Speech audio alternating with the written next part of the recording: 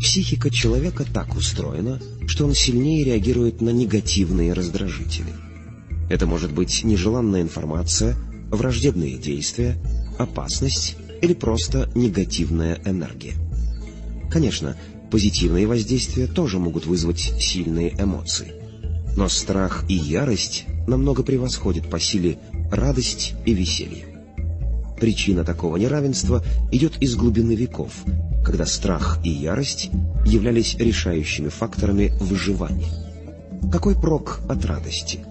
Она не поможет ни защититься, ни избежать опасности, ни добыть пропитание. Да и потом жизнь, наполненная тяготами и лишениями на протяжении всей истории, приносила больше горя и страха, чем радости и веселья. Отсюда склонность людей легче поддаваться унылым мыслям и депрессии, а радость быстро проходит. Разве вы когда-нибудь слышали, чтобы нормальный человек страдал от чрезмерного веселья? А стрессы и депрессии сплошь и рядом. Такими особенностями человеческого восприятия активно пользуются маятники, и в частности средства массовой информации. В информационных программах вы редко услышите хорошие новости. Обычно делается так. Берется какой-нибудь негативный факт, раскручивается, всплывают новые подробности, все это смакуется и всячески драматизируется. По тому же принципу преподносятся и прочие негативные новости. Катастрофы, стихийные бедствия, террористические акты, вооруженные конфликты и так далее. Обратите внимание на одну закономерность. События развиваются как по спирали. Сначала идет завязка, затем раскрутка, все больше нагнетается напряженность, затем кульминация, эмоции уже пылают вовсю, и, наконец, развязка. Вся энергия распыляется в пространство, и наступает временное затишье. Вспомните, как волны бьются о берег. По тому же принципу построены бесконечные телевизионные сериалы. С объективной точки зрения ничего такого особенного в них нет. Весь драматизм буквально высасывается из пальца.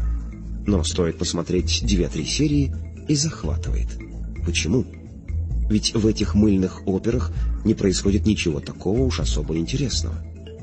Потому что частота мысленного излучения захватывается маятником сериала, и внимание человека фиксируется на данном секторе. Человек с заинтересованностью следит за развитием событий. Маятник опять получает подпитку. Так маятник завлекает в свои сети приверженцев и выкачивает из них энергию.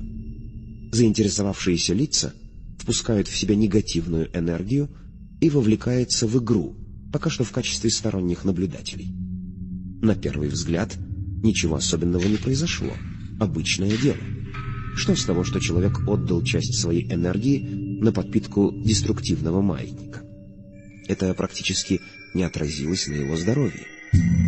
Однако на самом деле, излучая энергию на частоте негативного события, человек переходит на линии жизни, где подобные события происходят все ближе к нему самому. Человек принимает участие в завязке и оказывается в зоне действия спирали, которая раскручивается и втягивает его в себя, подобно воронке. Взаимодействие человека и маятника становится все тесней. Человек уже принимает упомянутое событие как неизбежную часть своей жизни. Его внимание начинает работать избирательно. Везде ему попадаются новые факты в разных странах. Человек обсуждает эти новости со своими знакомыми и близкими, получает от них отклик в виде интереса и сочувствия. Энергия маятника растет, а человек все ближе по частоте своего излучения к линиям события, где он уже не сторонний наблюдатель, а непосредственный участник.